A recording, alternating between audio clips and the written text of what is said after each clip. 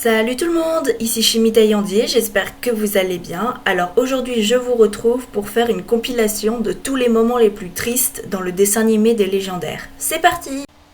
Épisode 4, Frères d'armes.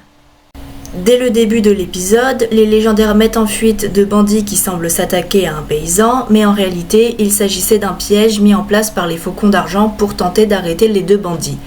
Ikael arrive alors en disant à Danaël qu'il n'a pas changé depuis qu'il a quitté les faucons d'argent et qu'il fait toujours tout rater. Il décide aussi de le mettre en prison à Oroban, lui ainsi que le reste des légendaires.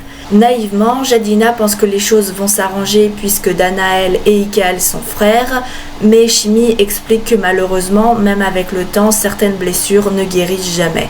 Et c'est alors qu'on a le fameux flashback montrant le moment où Danaël décide de démissionner des faucons d'argent. Cette scène est d'autant plus forte puisqu'elle est issue directement du tome 1 Origine. Danaël dit exactement la même réplique. Je démissionne. Justice et vérité pour tous, ça te rappelle quelque chose? Si les faucons d'argent ne sont plus capables d'honorer leur serment, alors je ferai cavalier seul. Épisode 8, la princesse d'Orchidia. Dans cet épisode, Jadina a une vision et Jadilina, son ancêtre, l'avertit que le royaume d'Orchidia est en danger à cause d'un sorcier. Elle décide alors d'y aller avec les légendaires et découvre que Adenia, la cousine de la reine Adéride, a pris sa place en tant que princesse. Malheureusement, les légendaires sont démasqués et amenés devant la reine.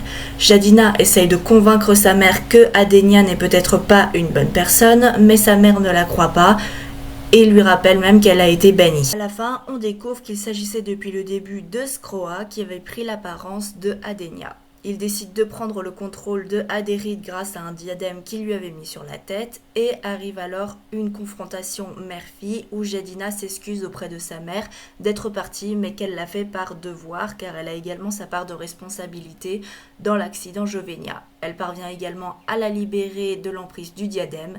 À la fin, Invidia s'excuse de ne pas l'avoir cru et lui demande de rester. Mais Jadina décide quand même de reprendre l'aventure avec ses amis dans l'espoir de trouver la pierre de Cressia. Mais malheureusement, comme l'a dit Chimie, certaines blessures ne s'effacent jamais. Ça suffit!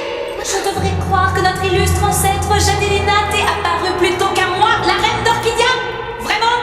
Prends exemple sur Adenia. Elle a le sens du devoir et des responsabilités. Elle. Épisode 10. Attention aux démons.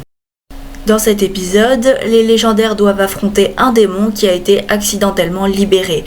L'objectif de ce démon, prendre possession du corps de la personne qu'elle juge la plus forte. Au bout d'un moment, elle prend possession de Danaël et s'enfuit dans les montagnes où vit Ténébris et Darkel. Ténébris intervient et évidemment, elle a toujours des sentiments pour Razia et demande à un dragonite de s'occuper des légendaires tout en gardant Razia vivant. Razia l'avertit qu'en réalité, le dragonite est possédé par le Charonax, prouvant qu'il a peut-être lui aussi des sentiments pour Ténébris malgré tout. Et Ténébris fait tomber le dragonite dans le vide, mais le Charonax se sauve en prenant possession d'un Darkélion. Un Darkélion qui va finir par toucher Razia avec une de ses aiguilles. C'est inutile. Vous savez très bien ce qui arrive à ceux qui sont touchés par un aiguillon de Darkélion. Il va devenir... une ombre, un fantôme, au service de Darkel. Heureusement, l'épisode se termine bien. Chimie parvient à piéger le Charonax qui avait pris possession du corps de Ténébris et en échange, Darkel accepte de libérer Razia de l'emprise de l'aiguillon pour qu'il ne soit pas transformé en ombre. Moment, Razia ne sera plus Razia et il n'hésitera pas à nous attaquer. Viens, il ne faut pas rester là. Mais tu as un cœur de pierre? Comment peux-tu vouloir l'abandonner comme ça, sans rien faire? Elle a raison. Il n'y a plus rien à faire. Épisode 13, la deuxième partie du Triangle des Maudits. Dans cette deuxième partie du double épisode du Triangle des Maudits, les légendaires redevenus adultes doivent affronter la fille de Ambos, Libellia, un démon lunaire capable de posséder les gens en créant des libellules.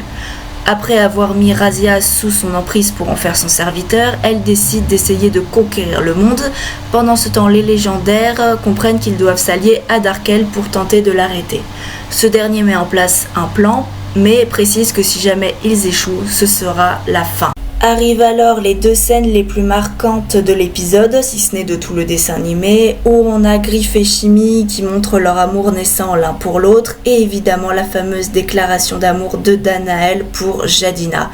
Et c'est évidemment la toute première fois, même la seule fois dans tout le dessin animé qu'on a deux personnes qui s'embrassent sur la bouche. Finalement, c'est pas mal comme technique pour te garder toujours près de moi. Qui te dit que tu as besoin de ça? Promets-moi que si ça tourne mal, Ne t'inquiète pas, je veux dire que si moi aussi je suis possédée. jamais je ne t'abandonnerai. Tu le sais. Tu es ma raison de vivre. Épisode 17, la bibliothèque de Marc Tapage. Dans cet épisode, les légendaires se rendent à la bibliothèque de Marc Tapage dans l'espoir de pouvoir trouver un parchemin qui pourrait permettre d'annuler les effets de la pierre de Jovenia. Mais ce qu'ils ne savent pas, c'est qu'il s'agit en fait d'un piège de Ténébris qui veut leur faire tout le travail à leur place, sans leur dire qu'en fait le parchemin ne peut permettre qu'à 2 personnes de retrouver leur âge adulte. À la fin, Ténébris est démasquée et ligotée, et elle avoue alors avec désespoir que tout ce qu'elle a fait, c'était par amour pour Corbeau, dans l'espoir qu'un jour, il revienne à ses côtés comme avant en tant que Corbeau l'ombre rouge. Je ne voulais pas détruire le parchemin. Je le voulais pour moi et pour Razia, pour qu'on retrouve notre âge adulte comme au bon vieux temps. Le temps où nous étions inséparables. Épisode 19. L'heure du Galinarien. Dans cet épisode, Scroa et Griff sont capturés par Ténébris qui explique que son père veut utiliser leur ADN pour créer une armée d'espèces hybrides appelées des Galinariens qui seraient donc mi-Galina, mi-Jaguariens. Ils essayent tous les deux de s'échapper alors qu'ils sont emprisonnés dans une caisse et tombent dans une rivière. Ils finissent par réussir à ouvrir la caisse avec le mot de passe au moment où ils s'apprêtent à se noyer. Scroa assomme Griff qui reste très longtemps dans l'eau avant d'être secouru par Shimi. Les légendaires sont anéantis, persuadés que Griff ne se réveillera plus jamais, mais heureusement Shimi involontairement parvient à le sauver en enlevant l'eau qu'il avait dans les poumons. Non, Griff, s'il te plaît. T'as pas le droit de nous laisser comme ça, tu m'entends? T'as pas le droit.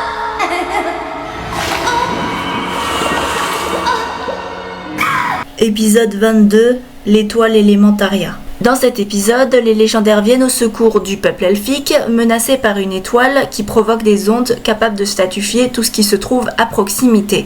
Shimi tente de détruire l'étoile avec ses pouvoirs elfiques, mais se fait vider de son énergie et immobilisé. Une nouvelle onde s'apprête à être créée et, par instinct maternel, Shamira décide de se sacrifier à la place de sa fille dans l'espoir qu'elle puisse trouver une solution.